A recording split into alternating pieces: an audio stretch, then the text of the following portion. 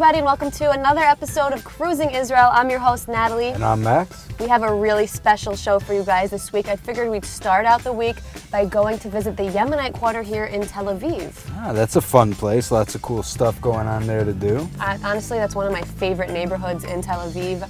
It's a pretty peaceful, quiet place throughout the week, but on Fridays is when it's just madness. A lot of people, a lot of young people are walking around, enjoying themselves, drinking, eating at a nice cafe.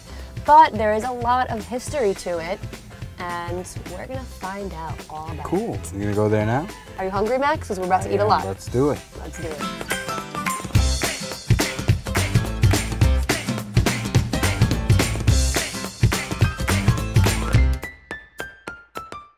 One of the beauties of Tel Aviv is discovering the different neighborhoods within the city. They're all so different from one another, each with its own unique character and story. And today we're going to meet up with a local tour guide who's going to show us around the Yemenite Quarter.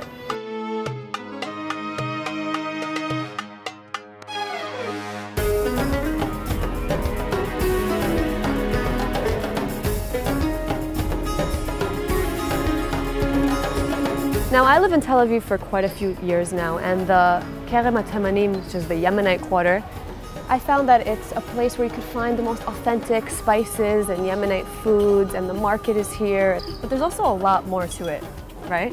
Definitely, there's tons.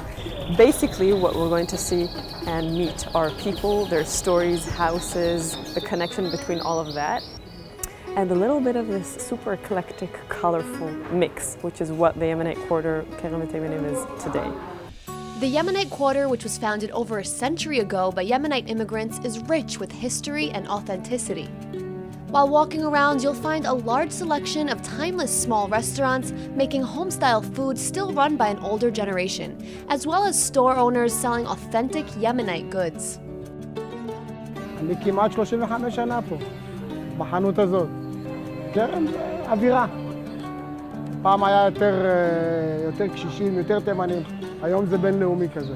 Today, the Yemenite Quarter attracts tourists from all over the world who flock to the neighborhood in appreciation of its unique charm. היום גילו את הפוטנציאל של האזור, שזה קרוב לים, במרכז, לב המדינה. The neighborhood is continuously seeing young and new faces making their way into the city, with trendy cafes and bars popping up at every corner. This also led to its booming real estate, making apartments pretty pricey. What you have here is Shimon's place, that only the sign remains, that where he used to make food cooked very slowly on gas burners, and he had to close down his place after 20 years. He had to sell, well, the entire building for over 3 million shekel and change. So It belonged to him? No, it did not belong to him, but he was renting out the restaurant. Real estate agents don't really care whether the person was working here for the last 20 years. Although an influx of foreign immigrants have purchased some homes and renovated them inside and out, most of the homes are historic. Walking through the neighborhood, the streets have a timeless feel. So here's Shlomo's coffee place, which is in the house where he was born and raised. Wow. Yeah, and the place where his coffee place is today used to be his grandfather's grocery shop that was also called the same thing, like Shlomo Cohen. Where did he live? Up here? Yeah. Oh my God, that's amazing. Yeah.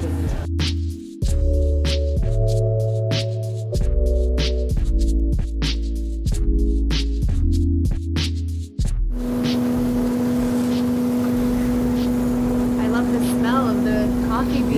Yeah. It really wakes you up. This machine looks like it dates back quite some time. It was created in 62 and come here in 72. Wow. Everybody likes this different kind of roasting coffee. Yeah. This is a light coffee. So what do you have to do first? You put it in the machine. I put it in the Roast machine and I look. By that, this is the indication how much I want it to be roasted. At Cafe Cohen, you won't find cookies or treats like in most coffee places, but simply freshly grinded coffee. This is machine in all one.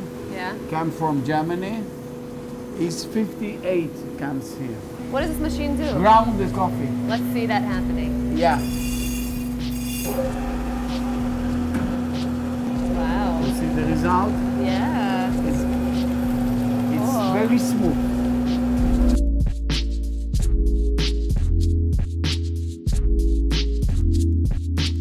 Toda raba. Thank you very much. So what is this? Have a smell. Does it smell like something you would put in coffee? It's called Chawaj for coffee, so it's like a mix that Shlomo makes over here Wow. with ginger and cardamom and a bunch of other spices. And you add it and it really kind of adds special aroma to the coffee. I have to taste So- it.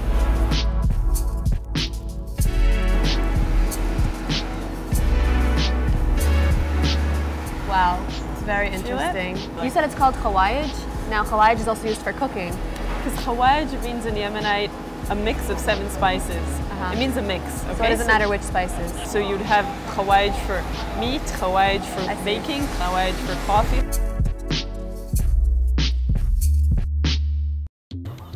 The next place over here that you'll be seeing is Nechama's Place, which is a tiny little restaurant that she runs for many, many years. And you'll see, just have a look inside. This is it here. It's so Yeah. small. Yeah, It's it cute is. little restaurant. Wow, it looks like a home. The living does. room. It's a tiny table. All right, tell me some of the things that they serve here. So you have lachouch, you have jachnun, you have a bunch of Yemenite food. Most of them are based on bread. So what you'll be tasting soon is the first one, the lachouch with a fried egg.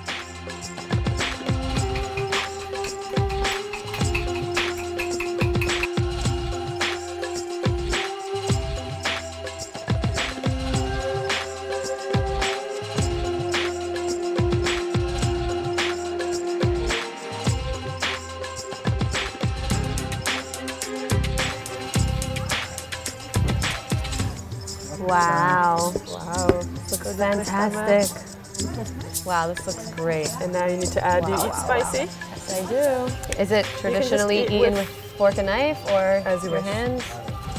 Dip it in.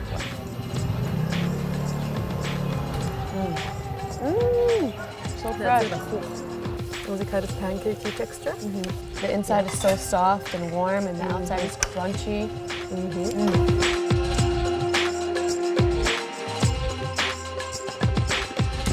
I then decided to explore on my own and taste some more of what the neighborhood has to offer. Plus, I was still a little hungry. We stopped at a restaurant that's been open for 43 years, serving homemade soups and other traditional Yemenite dishes. Yeah. So what kind of soup is this? This is bean soup.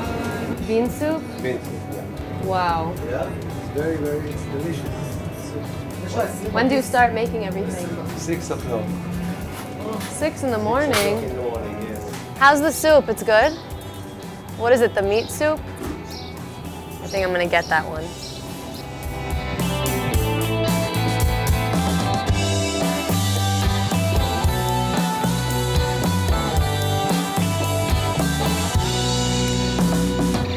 It's really delicious.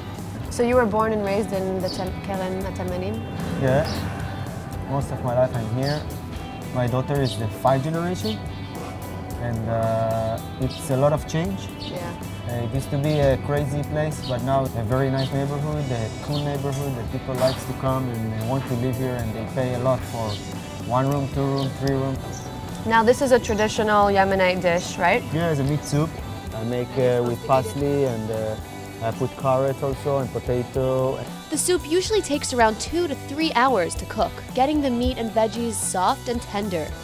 It seems like the restaurants here in this neighborhood really care about quality over anything else.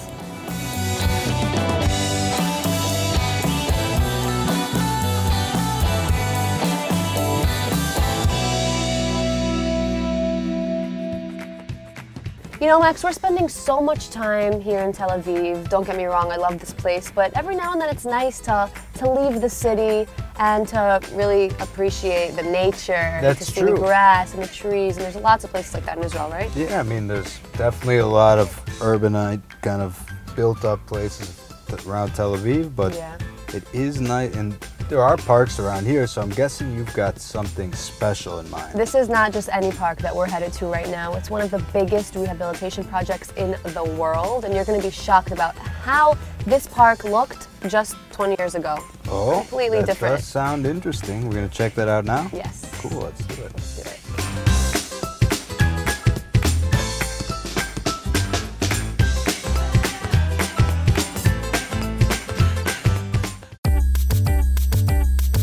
Each year, 6.2 tons of waste is generated in Israel, and this number is constantly on the rise.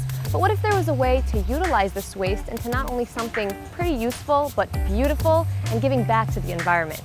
Well, today we're here at Ariel Sharon Park, which is the biggest environmental rehabilitation project in the world. You'll find many parks in Israel perfect for a stroll through nature-filled scenery, but if you're looking for the biggest and greenest in the nation's center, Park Ariel Sharon is the place.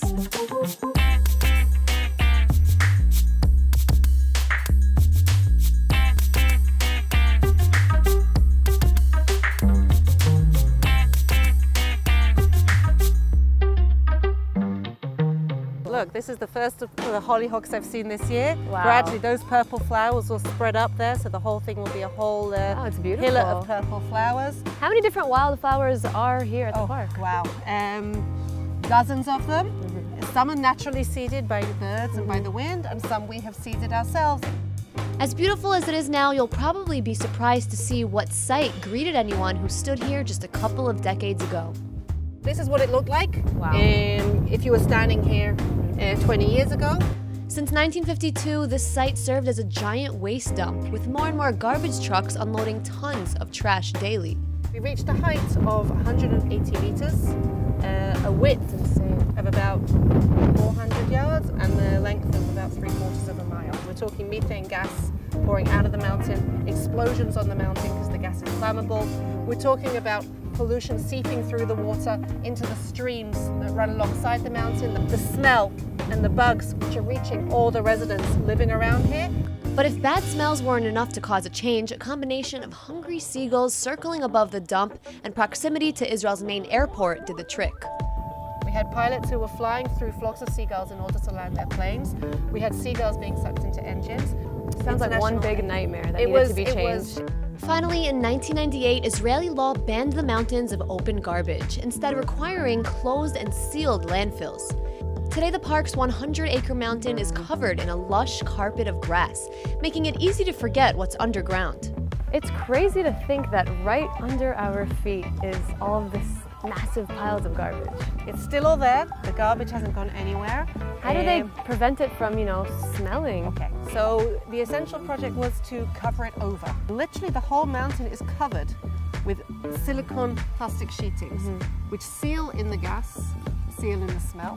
The rainwater doesn't soak in through the mountain, causing garbage juice to go out. We're harnessing the rainwater and filling our lake with it. So this is like a self-sustaining ecological lake. To prevent the harmful gases from getting stuck in the mountain, there are pipes which act like a suction to get the gas out and transfer it to a nearby factory.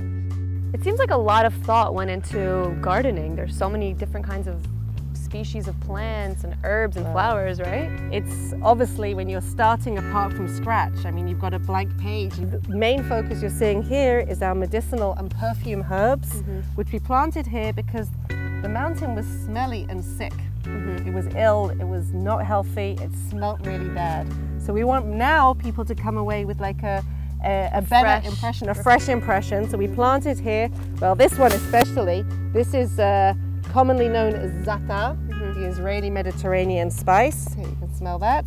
So this kind of takes away the smell of the waste that's underneath us? Not only takes away, it has amazing health property. This is antibacterial, antiviral, antiseptic. Just you wait till you try this. This is my favorite. It's called Zuta Levana. In English it's called white savory, and the smell's going to blow you away. Wow. See, it's actually minty smell. Can I eat it? You can try. It's like eating gum, and it's got a little bit of It's a little sour. A little bitter. It smells way better than it tastes. One of the main principles of the park is the premise of sustainable development. And here it's easy to spot many examples of ecologically friendly building materials used in features throughout the park. So we use as many local materials as possible, and right in front of us we have here what we call our terraces, which are holding up the garbage, and the material we've used is recycled building material. Wow, so you guys completely found a new purpose for all of this material. This concrete was once part of old buildings, which have since been demolished. And instead of it going into a landfill, the park repurposed it into something useful. There's a few advantages of having this recycled material. It saves money and it also has this unique charm that I think people would love appreciate. it. Our benches are made out of recycled wood. We are building around the mountain an embankment that goes all the way around the mountain, and that is entirely made of ground-up recycled building material. The park also plans on opening up more and more land, eventually totaling 2,000 acres, which is triple the size of New York's Central Park. Now that's something to look forward to.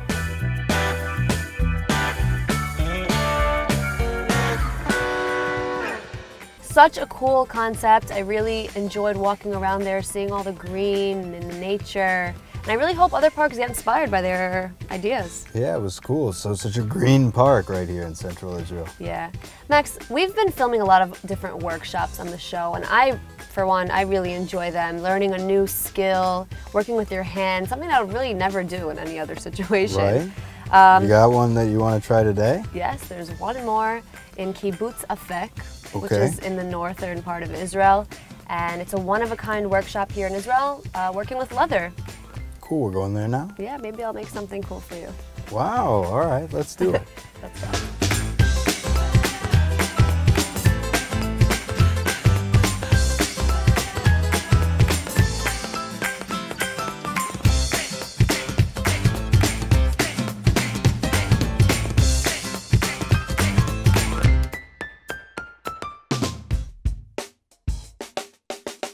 Kibbutz Afek is home to the one and only handmade leather workshop in Israel.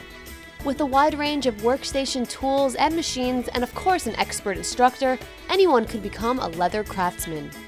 You guys are really not messing around when it comes to leather items. I see shoes, pouches, wallets. See, for example, you have here all these cell phone covers. I love the feeling of Yeah, this is a really leather. nice Italian leather, and it really lasts forever. And this is small covers for a Tehillim book as a key holder. This unique family workshop features a hands-on experience working with leather. When's the last time you bought a leather item, or you just make everything for I yourself? don't do that. Yeah, I make everything for myself. I got married with the shoes that I made. So yeah, this is That's amazing. What about these shoes? These are no, yours? these I bought myself.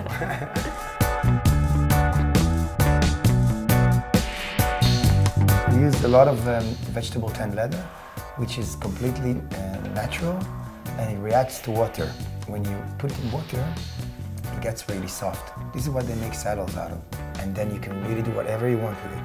And then when you dry it, it stays exactly the way you finished. And this technique I use for sculpting masks. It's one of the nicest techniques to work with. Wow. This is like for like a bracelet that you can wear.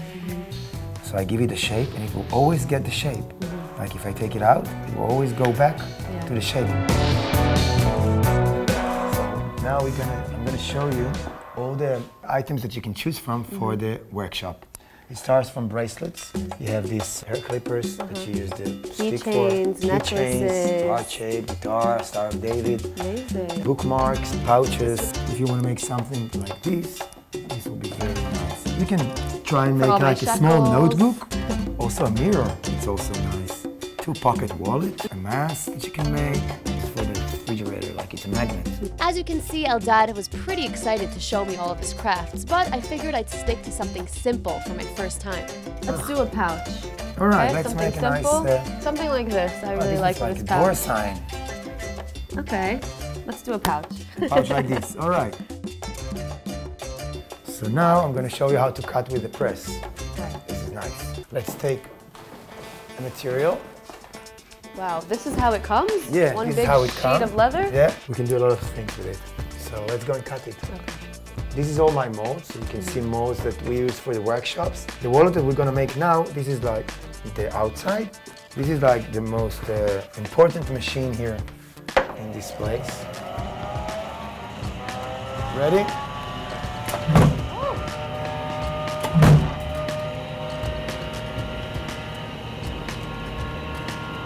We're going to put the snap on. Put it in. Put this one here. And then I'll press it together. You see, this is the smooth side, this is the top layer. First thing you want to do is to put some water on. Now you can feel that it's dry already. You take the tool, you put it right where you want.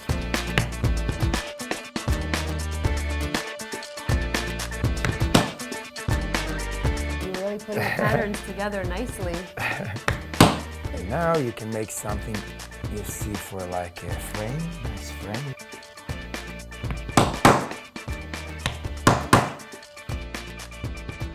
I think I'm gonna write my name with the Alright, stamps. let's do that. Let's find your letters. Nun. Please. Okay, Tet. Tet. Alright, Perfect. there we go. Now last letter, Yud. Yud. Here you can see all the colors. Dark brown, green, red, and we also have black. So first we're going to take the yellow and we're going to do the whole thing. And then I can start and emphasize all the places that I want to make it look nicer. After we waited a few minutes for the paint to dry, the last thing to do was to stitch it all up.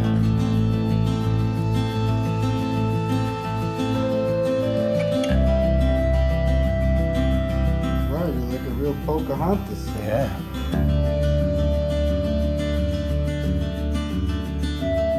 All right. Wow, now that's impressive.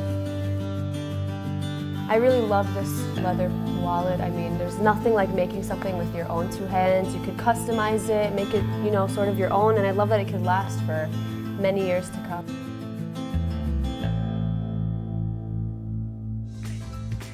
Folks, thanks so much for joining us for another episode of Cruising Israel. We love having you with us. Don't forget to catch us next time as we're cruising the country and showing you the best Israel has to offer. Bye. Bye-bye.